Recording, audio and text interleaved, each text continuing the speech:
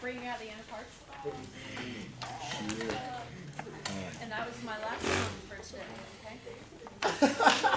We're starting at 46. Is that confident? Oh. We're starting at 46. You're done. I'm going to get you.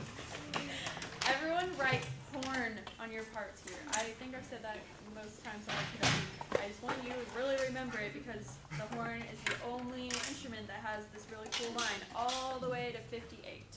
So 46 to 58, horn. Listen for it. Make sure you can hear it. Okay.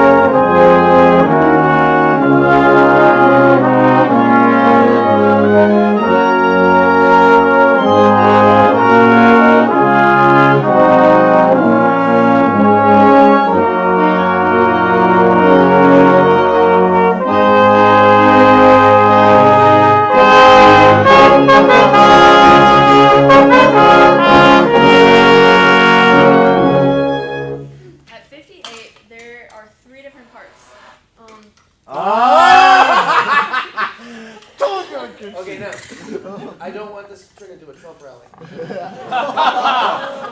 Be respectful when you point things out. Thank you very much. I'm going to say that one time. There are 3 parts. The first part is anyone who has a dotted quarter note called, it's like bassoon, third trombone, which we don't really have one, right? Okay, we don't have one. This baritone and tuba. Let's hear that at 58. Those people play. Should you go get a baritone? Well, it said baritone in the part. What's he That's playing? why. Are you playing it? Can you just, and I'm not going to steal your time, but can you, I mean, does it bother you when you hear somebody say that to you? I mean, that's what it's called in the score. That's why I said. Okay, but this is why we're having a little teaching moment here. So just. Okay, so. How does it make you feel when someone calls you a baritone?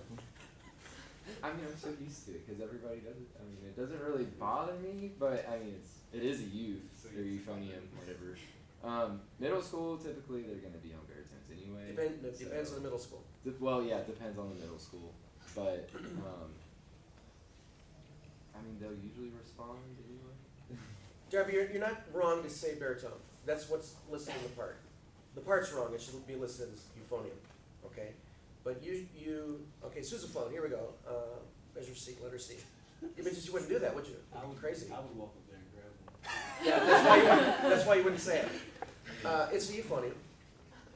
It's euphonium. And it's almost like respect. You respect that it's a euphonium, and you're not going to call it a baritone. That's all. It's just respect. Does it make sense? So I would, if it's going to be a problem, scrawl out on your own time baritone and write in euphonium, so that when you look down, you call it the right thing, and you don't have to think twice about it.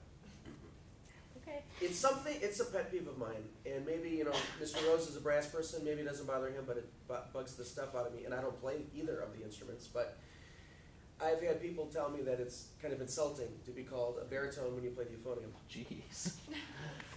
Truly. Yeah. Right? So I guess. if you have an ensemble where you have both, should you address both, or can you just say baritone, since then there would be baritones in it? You're not If you gonna had have a mixed Baritones and ensemble. euphoniums? You're not going to have both. What about And you There don't are want to high have schools both. that have both. There are some music that calls for both. Yeah. 5 pieces in our repertory, literally. Can you think of any more than 5? The only one I can think of off the top of my head is Lincolnshire. Lincolnshire, we've got the Sherbrooke Female Variations. Do you guys know the difference between a baritone and a euphonium? Yeah, they know the difference. We went through that last semester. But the issue is respect. That's all. And it's not that you didn't respect them. I had to call them out. Okay, keep going. Okay, your time continues now. I didn't steal your time. Keep going. You can use 2 more minutes. Euphonium and tuba. This is our bass.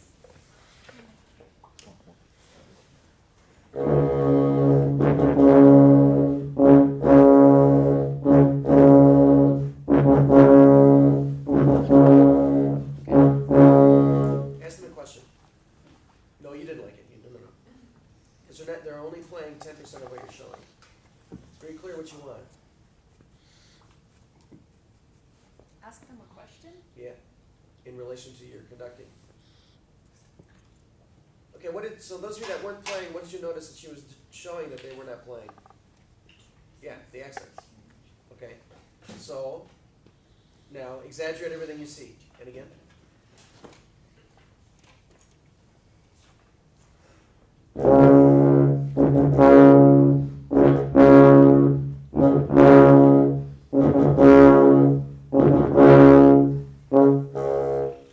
Thought that was better.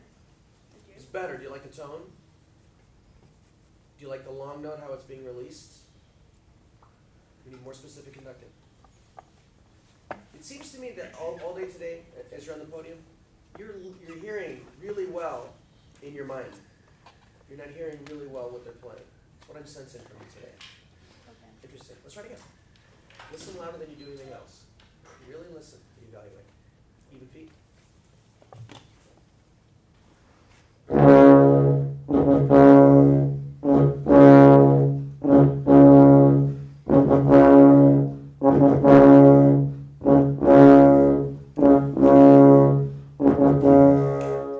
I do want there to be like a little bit of space. Mm-hmm. And I You thought addressed it in the conducting and they changed the playing. It was cleaner that time because you're listening. Let's hear the second part. This is anyone who has ta ta ta ta. So this would be second and third clarinets, tenor sax, all trumpets, and first and second trumpet 76 strong. at 58.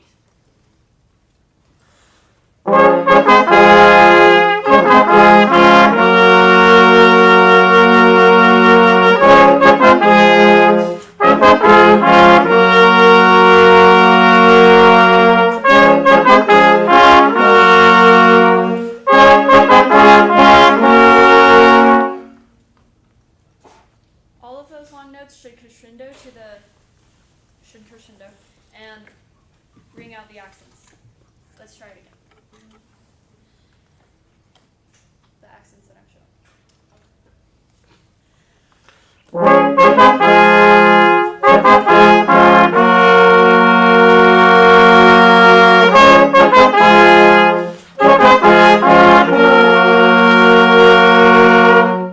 Thank you.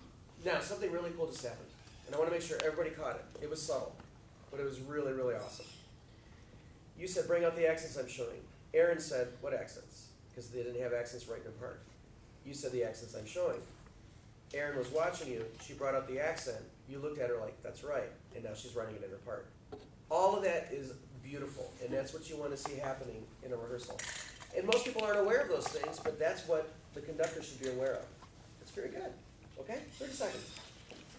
Okay, last one. The flutes, oboes, first clarinet at 58.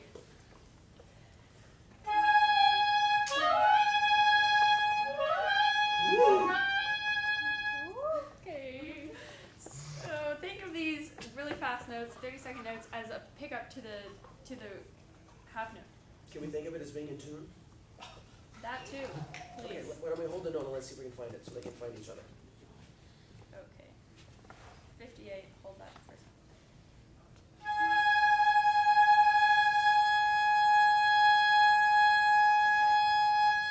Okay. All right.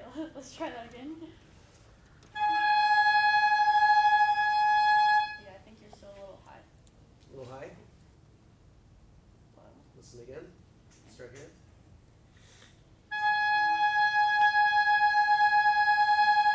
Stop. Don't have Lauren play yet. Listen to them first. Okay. Good. That's good. We like that. Stop. Does she sound dull or bright? Dull. She's flat. Okay. Were you hearing this right? Like a dog. I wasn't sure. Okay, that's okay. If you're not sure, I was just then. now you are sure that they're in tune, right? Yes. Okay, so here's a really good rehearsal technique. When you're sure that somebody's in tune, and you hear someone is obviously out of tune, but you're a little confused, and it'll happen a lot, it still happens to me. You know that they're in tune, you just direct the other people's ears into this intonation. Because you don't want to be giving the answers anyway, you want her to figure out what it is, even though we just told her. She was fine. Okay, let's try it again.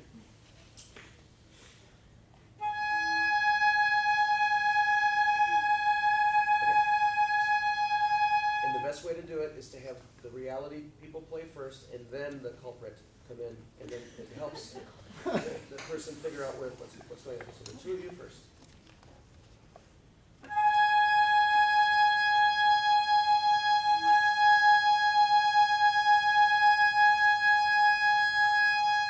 And you just helped her solve it. You did this, she did that, and it solved it. That was very good. That's another really good rehearsal technique. Okay? We're out of time, unfortunately. Thank you very much. Comments, please. Darby, make sure that you breathe when you bring the ensemble in. I noticed it about halfway through, so I can't say for the first half, but for the second half, I was watching to see because I noticed it. And a lot of times you'll open your mouth, but you still don't breathe. And I think that helps them more with when to come in. So at the big, like Dr. Ross was saying, you were really thinking with your head instead of, or hearing with you were hearing things, but you weren't listening to us. But once you did, it was incredible. Like the change and everything. It was kind of that you listening is what we're used to, because I feel like you're one of the best big ears in here, like listening wise. And so you not really listening was kind of weird, but once you got back on it, it was like incredible change, and you did a wonderful job. Yeah. Thanks. Brian. I can tell, I think you really fixed your leaning, but your wingspan is still a little bit out here, because I looked up and I was like, whoa, oh my. So, but if you bring it in, we'll really focus our sound. Okay. Sam. Your left hand seems like extremely tense. Does that just me? Because I feel like because it's always like that, and like that just hurts me doing that now. It's like, does that not feel bad? You also do the okay signal a lot. Oh no. Yeah. I had gotten out of that for a while. Yeah, it's okay. It just seems like really tense. I feel like that could cause a lot of issues in the long run I if think it's there's not some already tension causing there. issues You'll see now. that in the recording. It's like an idiosyncrasy. Andrew. I don't think you have to work as hard to get those accents. It seemed like, especially at first, everything was just really big. So I think if you bring everything down a little bit,